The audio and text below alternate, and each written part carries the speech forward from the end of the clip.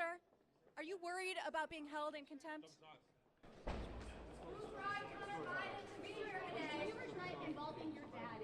If you guys can see this right now, we are with Hunter Biden. Here's us, guys. Come on. Make a hole. Make a hole. Everybody, make a hole. Stand left to right. We'll start pushing people out the way. That doesn't help. Out the way. Sorry, it's a little crowded right here, guys. Hunter Biden is not talking, but he is walking in right now to the hearing. Thank you. Sir, are you worried about being held in contempt?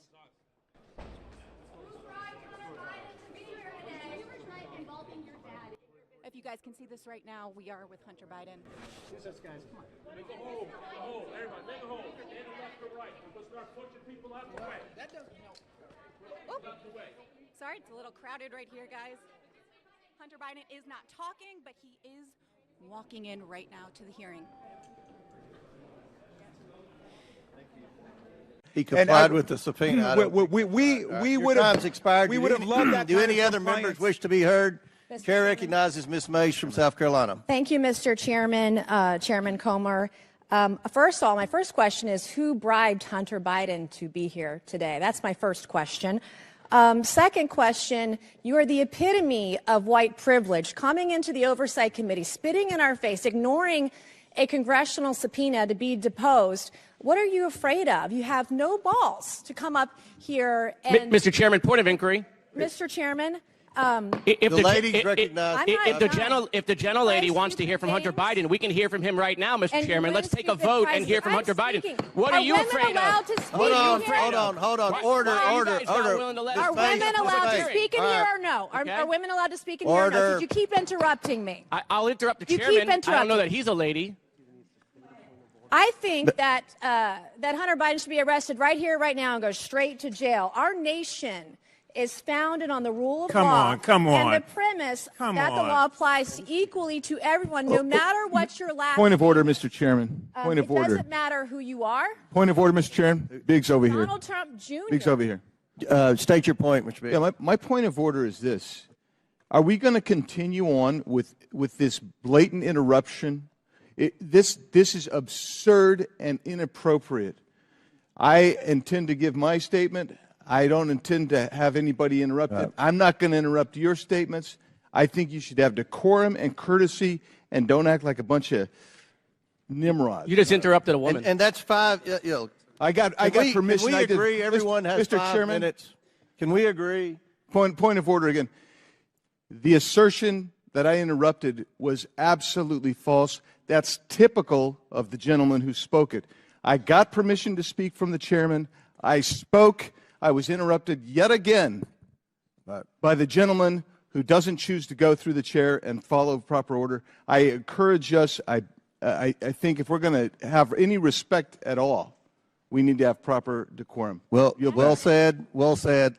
I'd like to finish. The rules are everyone's going to be recognized for 5 minutes. Anyone that wants to be recognized will be recognized for 5 minutes. Ms. Mace has 4 minutes and 13 seconds left. Chair recognizes Ms. Mace. It does not matter who you are, where you come from, or who your father is, or your last name. Yes, I'm looking at you, Hunter Biden, as I'm speaking to you. You are not above the law at all.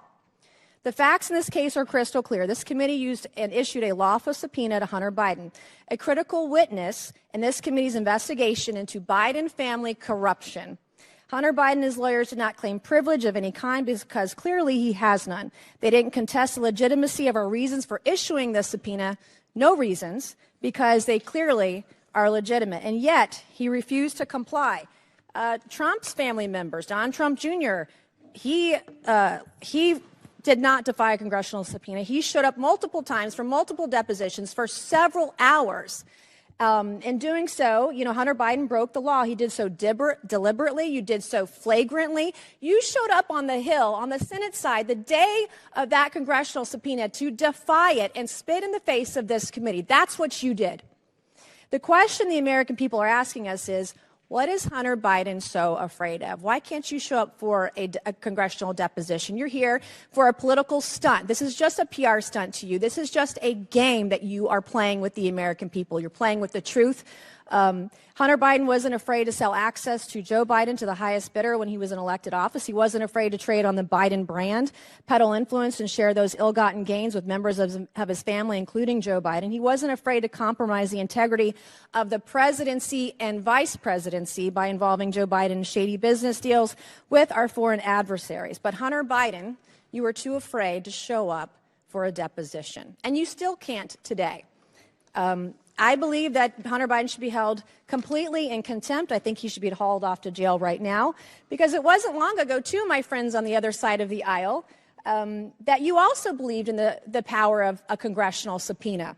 Not long ago at all. You believed in holding those who refused to comply with a congressional subpoena accountable. And I stood with each and every one of you. I am the only member in this room today who has held a member of my own party in contempt of Congress for not showing up for a subpoena. And I see nothing but complete hypocrisy on the other side of the aisle. The ranking member of this committee even so eloquently put it, the lesson is, please tell your children out there in America, if you get a subpoena to go before Congress, go. You have a legal responsibility to do so. So the hypocrisy is stunning. What are we to tell our children today? There's nothing the other side can say with a straight face. As the only member of this committee to vote to hold a member of contempt of my own party, let me be clear, this should not be a partisan issue. If Congress issues a subpoena, you show up, period. This is not a responsibility we take lightly. It brings no joy for us to do this, but the president's son broke the law and must be held accountable in the same way anybody else would. I urge my colleagues on both sides of the aisle to do so. And my last message to you, Hunter Biden, you play stupid games, you win stupid prizes. Will the gentlelady yield for a question? Will the gentlelady yield? Will my friend yield from South Carolina? Sure. I do want to commend the gentlelady who was the only Republican who stood up and voted to hold in contempt the Republican members of the House who blatantly and categorically refused to comply with subpoenas that came from the bipartisan January 6th committee. I would like to ask my friend, Ms. Mace from South Carolina, whether she's aware of all the case law which says that the committee has to engage in good faith interaction with the witnesses they've called, and they're supposed to arrive at a solution. And what do you think about the fact that the chairman on multiple occasions gave this witness the opportunity to come before the full committee, and he agreed to that? We issued a congressional subpoena, and I know with your constitutional law background, you know exactly what that means, and he should have showed up. And because of your vote and because of your statements, you should be voting to hold this man in contempt of Congress today, right now, if you're going to be consistent on your own policies and your own words. Gentlelady's time's expired. Chair recognizes Mr. Moskowitz for 5. Wow, that's too bad. I think it's clear and obvious for everyone watching this hearing today that Hunter Biden is terrified of strong conservative Republican women, because he can't even face my words as I was about to speak to him.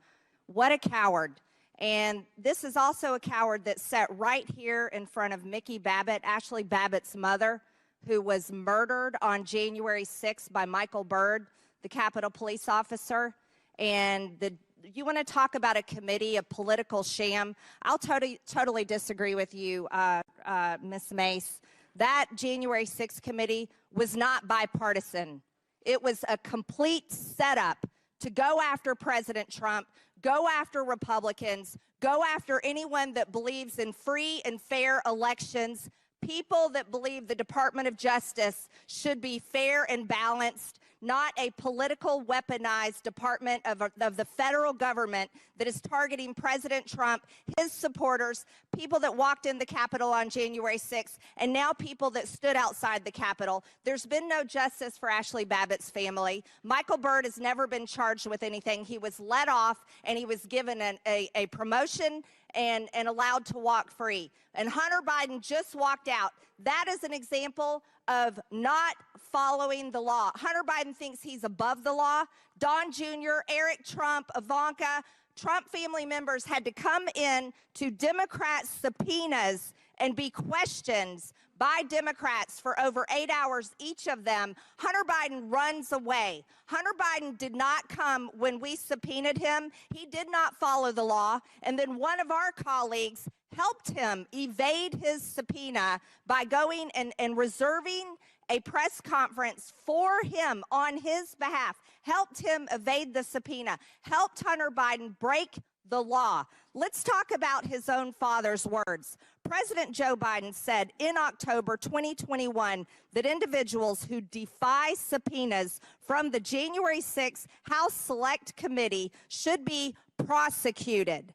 And the Justice Department indicted Steve Bannon for doing so in November 2021. Hunter Biden's father, the President of the United States, said that he should be prosecuted. Anyone that defies a subpoena should be prosecuted. Hunter Biden didn't show up for his subpoena. Hunter Biden showed up today to make a clown show of himself, to show that he is nothing but someone that will not obey the law, that wants to show up when he wants to, and sits here with a smug look on his face and runs away when it's my turn to talk. Not only is he a criminal, but he is a coward. Nothing but a coward. Let's talk about voting for things. We have members on this committee that are on record on their own Twitter accounts talking about people blowing off subpoenas on the January 6th committee that states the rule of law is stirring all over America. That's Representative Jamie Raskin. Right here, I'll enter this for the record. Representative Jamie Raskin, Steve Bannon has been convicted of acting in contempt of Congress. My argument with Rep. Gates is now settled. If subpoenaed, you show up and assert any privilege you think applies to specific questions, but you can't blow off the proceeding. He blew it off. Walking in today is too late.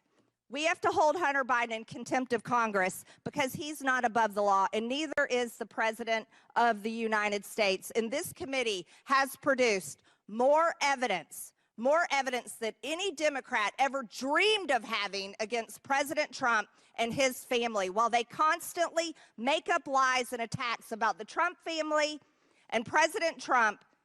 They make them up all day long. It's nothing but a political witch hunt. This committee has produced the evidence that Joe Biden has taken payments through his son, Hunter Biden, and all their dozens of fake LLCs. You can't buy a Biden product. You can't hire a Biden for a service unless you're a foreign country and you're asking and paying for political favors and political payouts. And that is exactly what the Biden brand is all about. We will hold Hunter Biden in contempt. And if the Democrats are not the hypocrites that they constantly display that they are, then they will vote for contempt of Congress because they voted for it on every other subpoena that didn't go through. And here's the last thing. You guys had your chance. If you wanted to hold people in contempt of Congress, you could have done it last Congress, but you... Yields back. The gentleman from Texas is recognized. Thank you, Mr. Chairman. I yield my time back to the chair. Remarks. I'd like to just add a couple of points to what you've said. On January 6th, Senator Ted Cruz described it as terrorism. They later came to attack him during their revisionist, Orwellian, Stalinist attempt to rewrite history. Unfortunately for them, we know that there were 147 or 48 of our officers who were wounded, bloodied, and hospitalized by the rabid mob that beset the Capitol that day. We know that Kevin McCarthy, one of their deposed leaders over on their side, called Donald Trump from his office to complain about how his people were storming the Capitol and putting people's lives in danger. And Donald Trump said, no, those aren't my people, those are Antifa. And McCarthy corrected him and said, no, those are your people, Mr. President. To which Donald Trump said, well, maybe they just care a little bit more about who won the election than you did, Kevin McCarthy. You guys have got to deal with reality here. By the way, the speech and debate clause stands for the exact opposite principle who our distinguished new member just spoke about a moment ago. It says that members of Congress cannot be questioned anywhere else other than Congress. So he should read the speech or debate clause aloud. Let him finish his sentence there. Now, Chair recognizes Mr. Burchett from Tennessee for 5 minutes. Thank you, Mr. Chairman.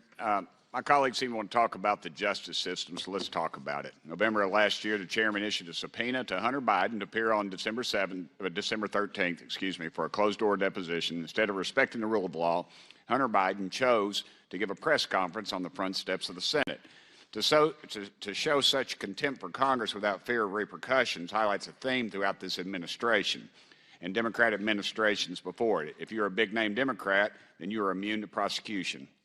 Former Attorney General Eric Holder said as much in a memo he wrote regarding collateral consequences. For those who don't know, the collateral consequence policy allowed prosecutors to consider whether charging a company or individual will result in greater societal harm than not charging them. It's why the banks weren't held criminally accountable to the fallout of the 2008 financial crisis. It is why Jeffrey Epstein's clients aren't behind bars. It's also the mindset of President Biden and his family. Too big to jail. Not too big to fail, too big to jail. The two-tier justice system is a disgrace to our country and the principles it was founded on. I thank the chairman and the committee for the hard work they put in to hold the Biden administration accountable, but I doubt our Justice Department has the guts or the wherewithal to do anything about it. And I would like to yield my time to my friend from Florida, Byron Donalds. Actually, I'll yield. yield let to me yield to Miss Mace. She hasn't gotten enough quality TV time today, so I'll give her a little more time. Thank you, and then I'll yield to my colleague from Florida as well. I'm going to try to be quick here because I was accused by my colleague on the other side of the aisle about my white privilege. I want to say, number one, as the former ranking member of the Civil Rights Subcommittee under Chairman Raskin last session, I take great pride as a white female Republican to address the inadequacies in our country. I come from a district where rich and poor is literally black and white, black versus white on most days. My largest jail in my district, which is the largest jail in the state of South Carolina, has had 7 or 8 deaths in the last 2 years. And I was there with our black and African American council members trying to get the right thing done. And I come from a district where black men have been killed by law enforcement, tased to death in our jails, and I've stood with those black families because I know the differences that they see day to day in their life, and I try to do the best that I can. I come from a district where the first African American, first black man in the U.S. House of Representatives was Joseph P. Rainey, represented my district back in the 1800s with that. The last black member of the U.S. House of Representatives before Reconstruction came from South Carolina, George P. Murray, the black man, former slave, and entrepreneur who founded the Republican Party in South Carolina. One of the founding members was named Robert Smalls, who commandeered a Confederate ship and gave it to Union soldiers and served his country admirably in the process. In my district, it was Harriet Tubman, and you can see it in the movie Harriet, who rescued more than 700 slaves in one night in Beaufort County, South Carolina. So I am very well aware of our rich history and try to recognize it as best as I can in the position that I have, and I resent the fact that you're going to throw that in my face up here. I'm one of the few people that you'll see on my side of the aisle trying to do the right thing to the right people every single day. And I would like to yield the remaining balance of time to my colleague from Florida. This has been a very... Address briefly, quickly, that moment about privilege and all of this that we're seeing here.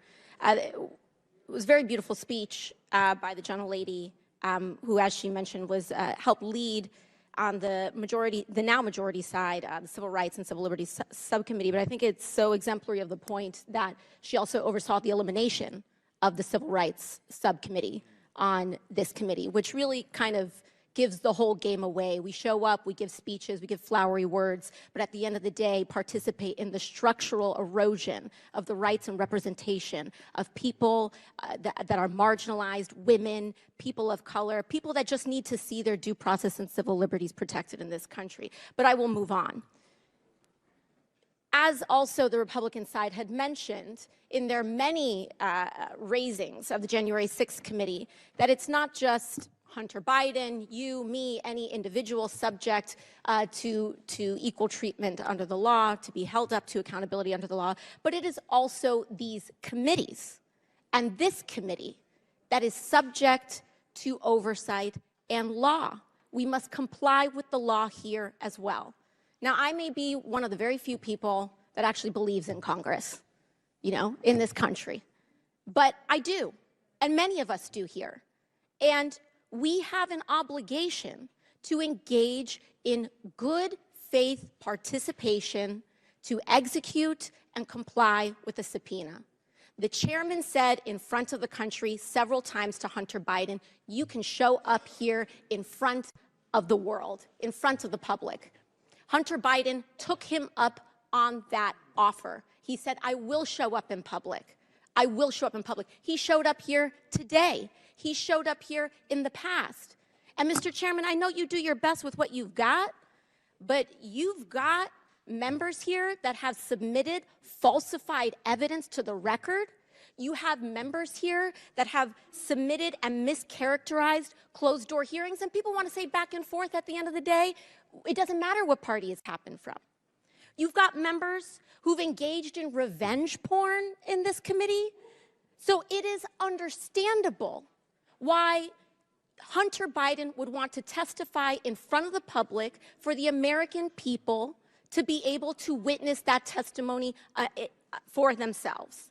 You've got members who've defied subpoenas. You've got members who we are 1 year into the term asking what the rules are at the beginning of the committee. The book was given to us on day one. And so what we should do is allow the man to testify. I believe in the power of the Oversight Committee. Frankly, I believe in it regardless of whether Republicans or Democrats have the chair, because I believe that this committee should have the power of oversight. And we cannot do that on a partisan basis. And so for that, I implore this committee to allow Hunter Biden to testify publicly. I implore and I ask for that to happen. And we cannot do that by getting engaged in this back and forth on a defiance of the subpoena. Let him comply. Let him do it today. Let him do it tomorrow. But let the man do it.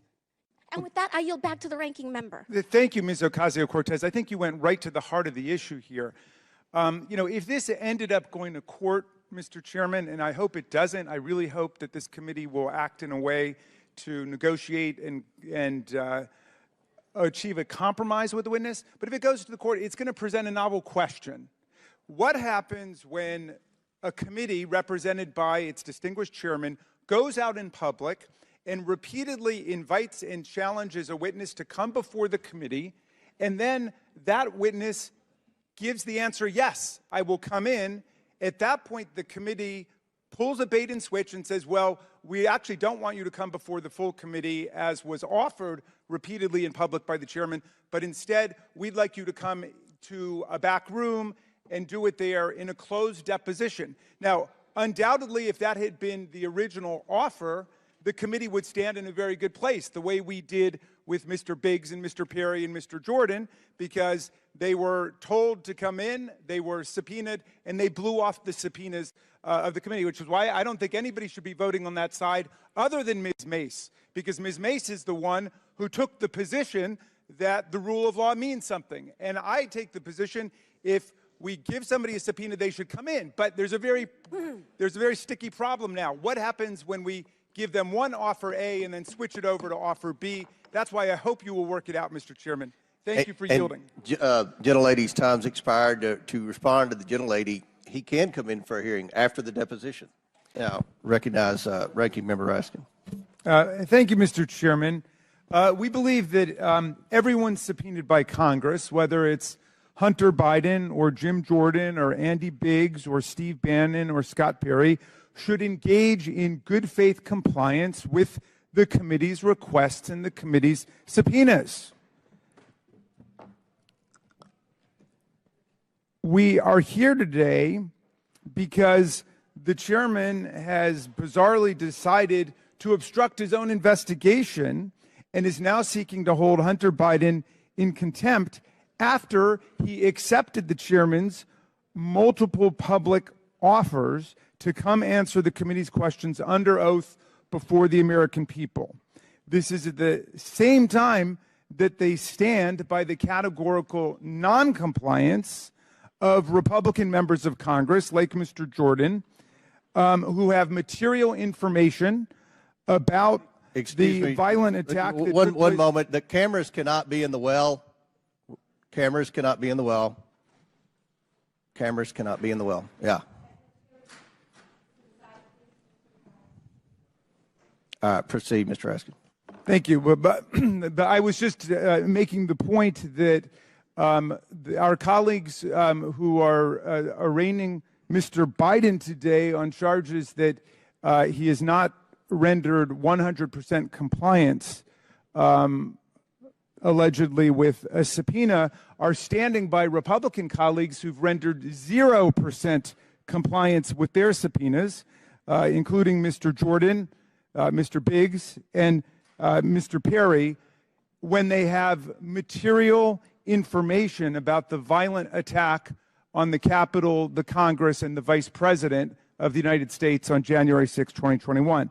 In any event, for the last 11 months, the chairman has repeatedly refused offers from Hunter Biden and his attorney to meet with the chairman and his staff and with members of this committee. On February 9th, just one day after the chairman's first letter to Hunter Biden, Mr. Biden's lawyer responded and offered Chairman Comer to, quote, sit with you and your staff, including the ranking member and his staff, to see whether Mr. Biden has information that may inform some legitimate legislative purpose and be helpful to the committee.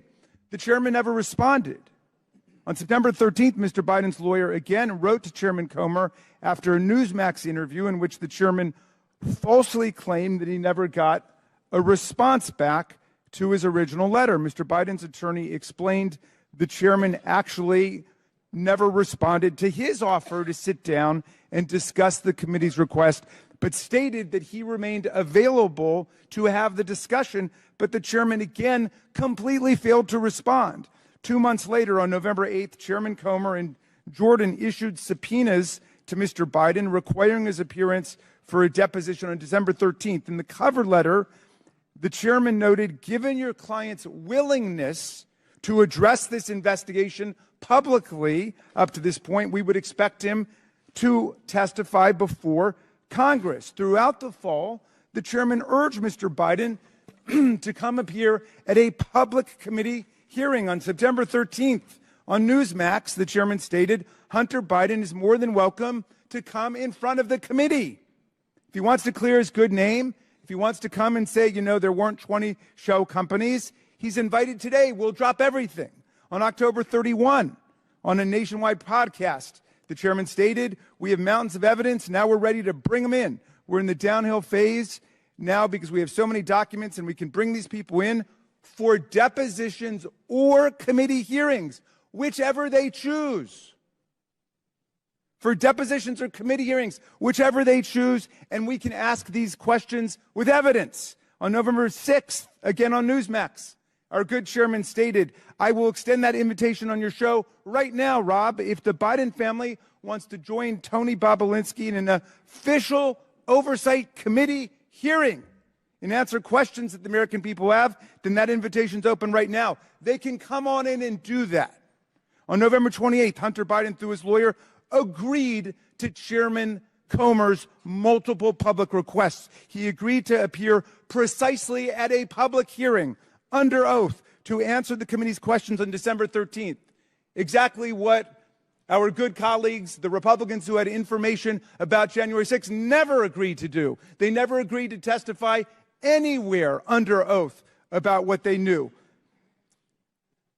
The letter that came in from Mr. Biden embraced the importance of having a public proceeding that, quote, would prevent selective leaks, manipulated transcripts, doctored exhibits, or one-sided press statements, especially in light of the committee's past use of closed-door sessions to manipulate, even distort the facts, Mr. Chairman, misinform the public. I have an inquiry. State your point. Mr. Chairman, don't we have House rules and committee rules regarding subpoenas and then rules about having hearings and having questions with witnesses that must be followed? Mr. Chairman, I'd like to reclaim my time. State the rules, Mr. Chairman. Hold on. We could just interrupt each other with an inquiry. Your time was expired. I'd like to know the rules of the House and our committee. Read them. They're available to every member. The rules state for a deposition, if that's what you're asking, 3 days notice. You have to have the stenographer. First, Goldman, before I do, I just want to pose a question to you. When you said that there was documented checks involving the president in an influence scheme, are you referring to the auto loan repayment checks between Joe and Hunter Biden?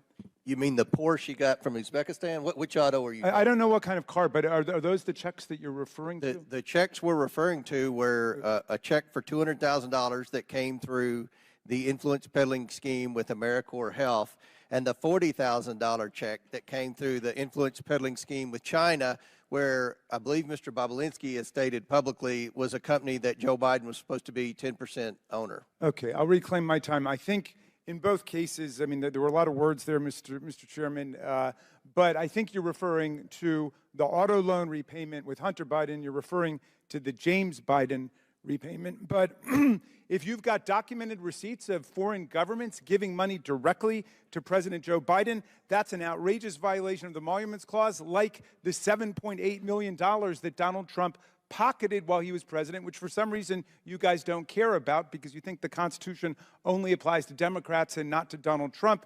Because hey, that's an identifying characteristic of an authoritarian political party. It's got a charismatic leader whose word is considered above the Constitution, above the rule of law.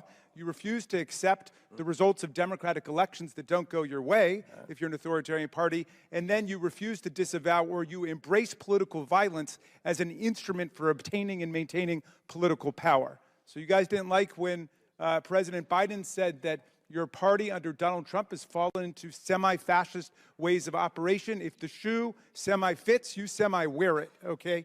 Now, I'd like to yield back to Mr. Goldman. Would the gentleman yield to a question? Well, yeah, I'll take a quick question. I just want to clarify. We have a wire that went directly from CEFC, which banks have identified as a state-owned entity from China. That this wire went from CEFC to Hunter Biden, then to Joe Biden for $40,000.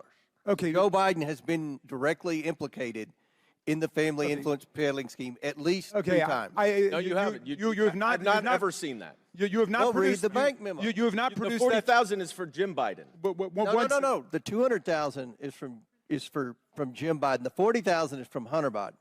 All right, but please produce the documentation. We have it. We have 4 bank memorandums. Give it to the members of this committee and 4 bank memorandums. Okay, I'll reclaim my time, Mr. There has never been a more substantive. I'm saving my time. You go ahead, but I'm saving my time. In the 7 years I've been in Congress. All right, let me say this: the Democrats undertook a serious investigation, despite every effort by the chairman to undermine it, and we determined there were $7.8 million documented receipts from foreign governments to Donald Trump. You guys don't care about that. That's unfortunate. Will the ranking member yield? But if you've got documented... Will the ranking member yield? Yeah, we will in just a moment. Let me make my point, okay? If you have documented receipts of foreign governments writing checks or giving credit card payments to Joe Biden, show it to us. We've been at this for a year now. We haven't seen anything. Then we show you in our more than 100-page report the documented receipts of money going to Donald Trump, but you don't care about it. In other words, you don't care about the principle that our government leaders should not be on the take from foreign governments. That's outrageous. Well, because I will oppose any government official of any political party who's on the take with money from foreign governments, and I hope you would join me in that. And yet we've shown it to you, and yet you guys don't care about it. I mean, that's just unfathomable to me. Now, at least the Trump family has responded to it. I mean, they're very nervous about it. You know what the Trump's people say, well, he didn't take his $400,000 government salary. You know what? That's the only thing you're allowed to take is your salary from Americans, not money from corrupt Saudi monarchs who ordered the assassination of journalists, not from Chinese communist bureaucrats crushing the human rights of people in Tibet and the Uyghurs. You're not supposed to be on the take from those governments. That's what our Constitution says. Then they say, well, we return the profits. These guys think it's, well, if it's a hotel, they can just keep the money. At least the Trump family understands. Some lawyer told them what the Constitution says. We return the profits. Well, guess what? They didn't give us the accounting of the profits, and that's not what the Constitution says. The Constitution says you can't take any payments at all from a foreign government without going to the Congress of the United States. It's not that you can't keep the profits from foreign governments. Do you guys understand what you're doing here? You're putting that Gentlemen, White House time's for sale. expired. Chair recognizes. Final question. I'll yield to the gentleman. Thank you kindly. And thank you for the spirit and the substance of your remarks, which I think significantly uplift the tone of the conversation. You would agree with me that the Emoluments Clause applies to government officials, and presumably you would agree with me that Hunter Biden is not and has never been a government official. So this is about a relative of the president, right? So we have Donald Trump, who's collecting $7.8 million at least. It's probably 4 or 5 times that much, and that's just during the presidency. But he was Chairman, president. reclaiming my time. And he was president. It's Mr. Timmons' time. Ranking member, do you have any evidence that Donald Trump received any of this money you're alleging that was received by the Trump Hotel Organization? Yes, he bragged about it, and in fact, he returned what he called the profits to the government, which gave the game away. So $8 million in revenue, of which you don't know what the costs were associated with that, and you don't have any evidence that the president actually received any of this money. By the way, we've got all the evidence. Have you read our report yet, Mr. Timmons? What is the amount of money that you allege he's received? $7.8 million, and it's a tiny fraction. That's just factually inaccurate. Have you read our report? That's revenue. It's not. I beseech you to read the report. I'll read any book you want me to read, any poem, any ghost story, whatever it is. Read the report, please. Read the report. Please. My time's expired, Mr. Chairman. Gentlemen's time's expired. Before I recognize the next member, since Mr. Raskin's into reading, I'd like to submit to the record the last bank memorandum, that details the Chinese wire that went to Hunter Biden, then to Joe Biden. It's in the bank memorandum. This is substantive memorandum. This is the 4th memorandum. If you need the other 3, we will resend them to you. Mr. Chairman, can I introduce something for the record, too, before we break? Yes, but without objection, we entered in the 4th bank memorandum into the record. Now you have something, Mr. Raskin. Yes, this comes from Newsweek. This is Republican Congressman Andy Biggs warns his party has, quote, nothing to campaign on. All right, without objection. I object. So ordered. I object. Has nothing to do with the subject at hand. Oh, well, it was very much discussed by the members today. I still object. Okay, could I call for a vote on that then, Mr. Chairman? Yeah? Yeah, all right, thank you. Let's get our members to vote. We'll do a. All right, all those in favor of entering into the record a new story, say aye. Aye. All those opposed, no. No. It's recorded vote, Mr. Chairman. Recorded vote. Recorded votes called as previously announced. Further proceedings on the question will be postponed. We have votes coming up on the House floor. So, all right.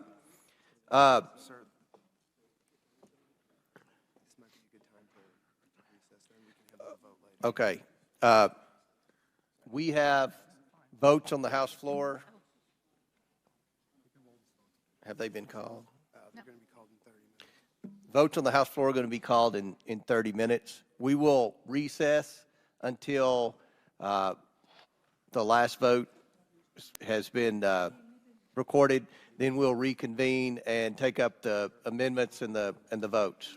Right then. Will the gentleman And with yield? that, I will yield the balance of my time to my ranking member. Ms. Brown, thank you so much. You know, you started off by saying something pretty profound, which is we are here instead of doing the business of the American people because the Republicans have offered us no positive agenda in their year in office. We know we've wasted countless weeks in them just trying to pick a speaker, and we've wasted countless weeks with their inertia and their do-nothing policies.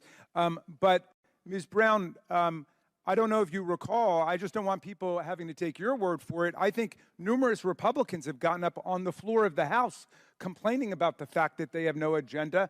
I think our colleague Chip Roy from Texas said that the Republicans have not given him one thing, a single thing, I remember him saying, to campaign on.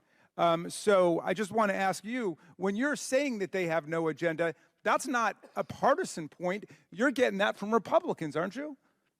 That is correct. One of our colleagues said that there was Trump derangement syndrome, and of course, Trump derangement begins with Donald Trump himself. He thinks he has a legal right to assassinate U.S. citizens. He thinks he can grab women by their genitals, although that's not the word that he used. He said that if Joe Biden is reelected president, there will be World War II. He is obviously deranged and disoriented. But the real Trump derangement syndrome that I see is those people who cannot break from Donald Trump after he's proven himself to be completely and totally unworthy of your support. Because I'm looking at talented, gifted people on the other side of the aisle, the ones who have not left Congress in frustration or because they've broken with Donald Trump and clashed with him. But I'm still looking at people who have their wits about them, I think, but you're acting like cult members, like you're sleeping on the basement of a cult, listening to tapes all night, and I beg you to get over your Trump derangement syndrome. Thank you very much for yielding, Ms. Brown. Chair recognizes Mr. Donalds from Florida for 5 minutes. Thank you, Mr. Chairman. A couple of things. First, it was said in this hearing, Mr. Chairman, about choosing. I'd like to thank the distinguished delegate from the District of Columbia, and I need to correct the record because of several false statements made about the Foreign Emoluments Clause, Article 1, Section 9, Clause 8, although I do appreciate the gentleman from Florida's attempt to at least engage on the matter of substance that was raised so powerfully by Ms. Crockett. Now, let's start with this. Article 1, Section 9, Clause 8 says that neither the President nor any member of Congress can receive a present, an emolument, which means a payment, an office or a title from a prince, a king, a foreign government, quote, Mr. Donald, of any kind whatever, without going to Congress first and obtaining the consent of Congress. There's no hotel exception, Mr. Donald, to the Foreign Emoluments Clause. There's no international real estate syndicate exception to the Foreign Emoluments Clause, Mr. Donald. And also, I will take you up on your challenge to see whether the Trump Hotel in Washington, the Trump Hotel in Las Vegas, the Trump Hotel on Fifth Avenue, the Trump Hotel at UN Plaza, the four of the more than 500 businesses that we got documentation for, whether they actually had the same level of business coming from Saudi Arabia, the communist bureaucrats of China, who were the leading spender, as you know, if you've read our report, the United Arab Emirates, Indonesia, India, Egypt, and so on. We will make that comparison about what was done before if you get the chairman to call off the ban on further documents coming from Mazars. So have you ever stayed at a Trump hotel, Mr. Raskin? No, and I never would stay at a Trump hotel. I've got too much self-respect and concern for hygiene. So, but in any event, Mr. Donald, you're totally wrong about what the Foreign Emoluments Clause stands for. Abraham Lincoln was given 2 elephant tusks by the king of Siam during the Civil War, and he liked them very much. He wanted to keep them, but he went to Congress, which is what every other president did before and every president did since, right up until Donald Trump, and he asked whether he could keep the tusks, and Congress, though they loved Honest Abe, said, no, you can't keep them. I mean, John F. Kennedy was offered citizenship by the people of Ireland because they loved him so much, and he refused to take it, saying that even though it didn't violate the letter of the Emoluments Clause, it violated the spirit of the Emoluments Clause. And Donald Trump converted the presidency into an instrument for self-enrichment. He raked in millions of dollars from the most corrupt governments on earth, who came in with specific favors that we document in our report that they got from Donald Trump. I beseech my colleagues, I will read any book, any magazine, any speech you've given that you want me to read. Read this report and come back and tell me if you think Donald Trump did the right thing in converting the White House into a for-profit operation. No other president in American history has come anywhere close. And you ask why he's so determined to stay in office that he would unleash violence against his own vice president, the brother of your colleague, of our colleague. Why would he do that? It's because it was a money-making operation, and it was a great business grift for a guy who went bankrupt several times. And yet, out of some misguided partisan loyalty, you're going to stick with him. I don't even know why you stick with him. He was a Democrat longer than he was a Republican. He wanted to run for president on the Reform Party. You guys have been taken over by an absolute con man. And now you're acting like members of a religious cult who don't even remember how you got in the first place. We say return the profits, Donald Trump, $7.8 million. I've got a letter, Mr. Chairman, I'm going to share with you telling Donald Trump to return these $7.8 million. It's a small fraction of what he raked in. We want to know about the other 2 years in office. We want to know about the other businesses, not just those 4 that we were able to get information on, and we want to know about every country on earth, not just the 20 autocracies and dictatorships that we found. This is our government. This is our Constitution, and we're going to stand up for it against Donald Trump and anybody who follows him to the path of oblivion. Abraham Lincoln started your party as a third party to replace the Whigs because they wouldn't take a moral stand against slavery. It was a pro-freedom, anti-slavery, pro-union, pro-honesty party, and your party has been reduced to a corrupt, authoritarian cult of personality. And everybody does whatever Donald Trump tells them to do, which is what we're doing here today with this stupid attempt to hold Hunter Biden in contempt when he has come forward to say he will testify and give you everything you want, as the chairman of the committee repeatedly offered in public. So forgive my outrage and indignation, but enough is enough. Let's get back to the business of the people, as Ms. Chair Brown recognizes said. Mr. Higgins for 5 minutes. Thank you, Mr. Chairman. Gentleman yields. Chair recognizes the gentlelady from Vermont, Ms. Balin. Thank you, Mr. Chair. I move to strike the last word. Gentlelady is recognized. Thank you. My constituents ask me all the time, what's the most difficult part of serving in Congress? And for me, it is confronting the deep cynicism. This hearing is not about transparency. It's not about accountability. Our committee has conducted 90 interviews or depositions this Congress, and to date, the chairman has released exactly 1 transcript. The 1 transcript that was released after we Democrats complained and asked him to release it to the Judiciary Committee in a hearing. The chairman won't let Hunter Biden testify publicly, and he hasn't been releasing the transcripts of interviews that have taken place. The public, as my colleague said, regular people deserve to know what this committee has been doing this Congress. I agree. The public, regular people, should see that in interview after interview, Republicans advance conspiracy theories wholly unsupported by evidence. Instead, the chairman continues to call witnesses behind closed doors, and I fear that's because the facts don't support the allegations. That the evidence would actually show that Republicans put forward claims that are baseless and false. So let's talk more about those real people, those regular people who send us here to do work on their behalf. Not only are the chairman's investigations a cynical waste of time, but they have put the lives of regular people in danger. Witnesses that have appeared before this committee have testified that House Republicans have spread dangerous conspiracy theories about them, and it has led to threats against their families and against them. Regular people, regular Americans. For instance, after Chairman Jordan posted an edited video of her on Twitter, one witness who was 9 months pregnant at the time had to get a restraining order against a man who repeatedly doxed her family. She had to disguise herself to go to prenatal visits because of the stalking and of the tens of thousands of death threats that she experienced. She ended up having to hire a private security firm that recommended that she not leave home. Witnesses who are members of law enforcement have testified that they've been doxxed, that they have gotten threats not just at work, but at their homes as well. And beyond that, witnesses have described threats to their families and to their children. They've described threatening letters being sent to their family members and having to move houses because their addresses have been posted online.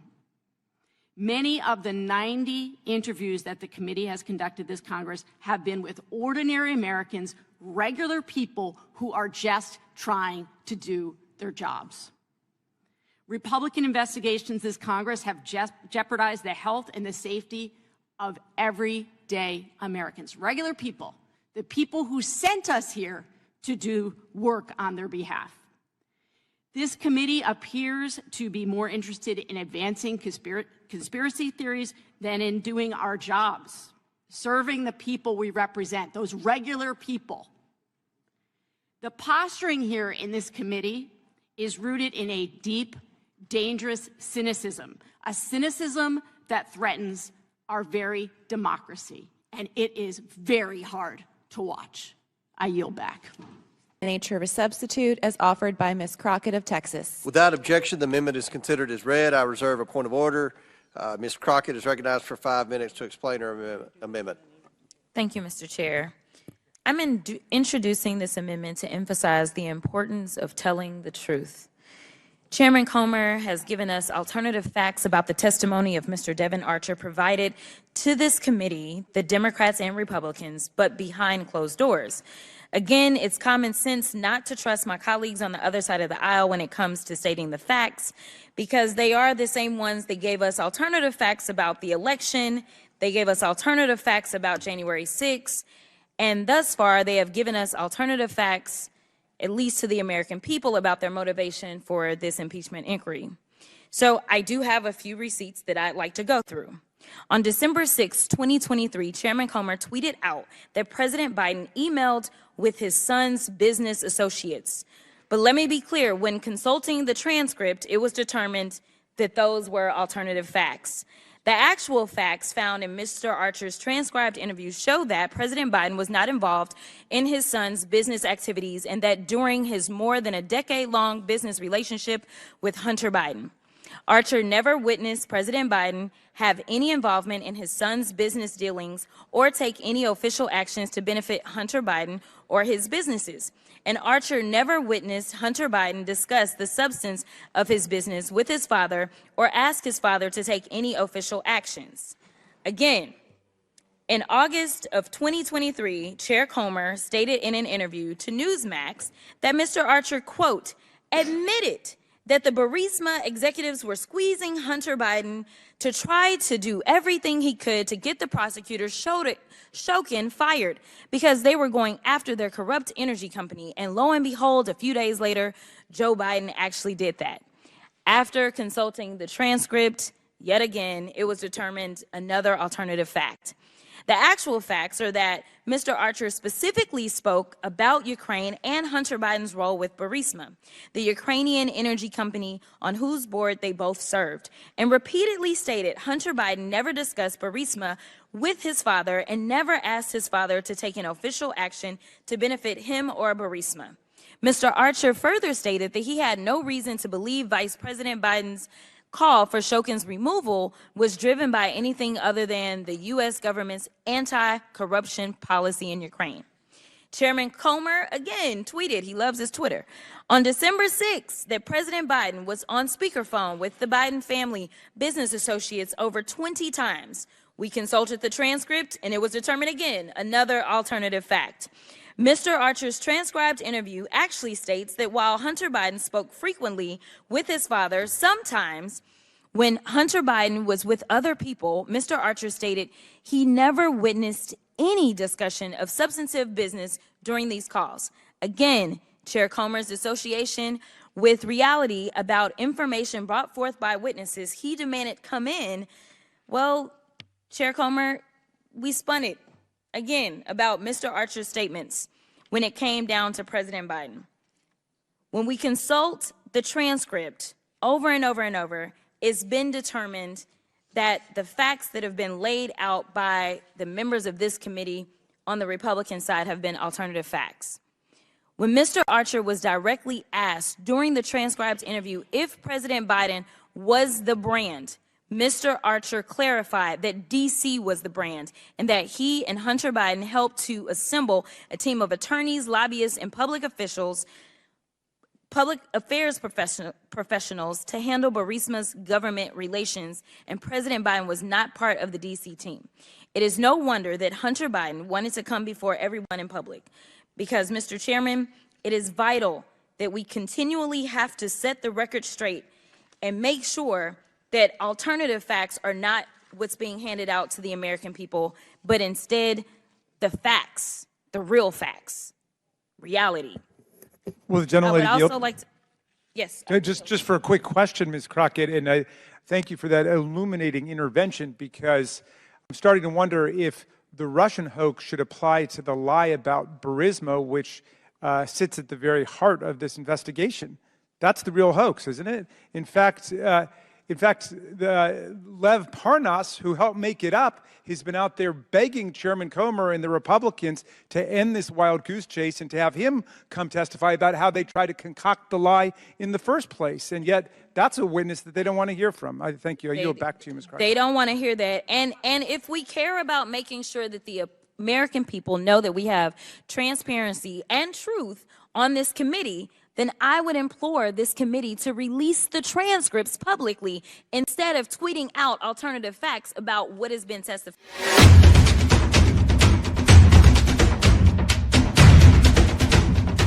The Grifters. You've been tracking your course for a while now.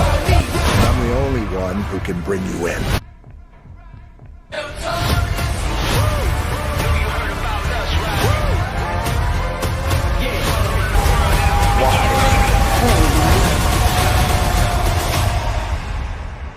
We both know that this whole thing is going to end with you in handcuffs. The Grifters.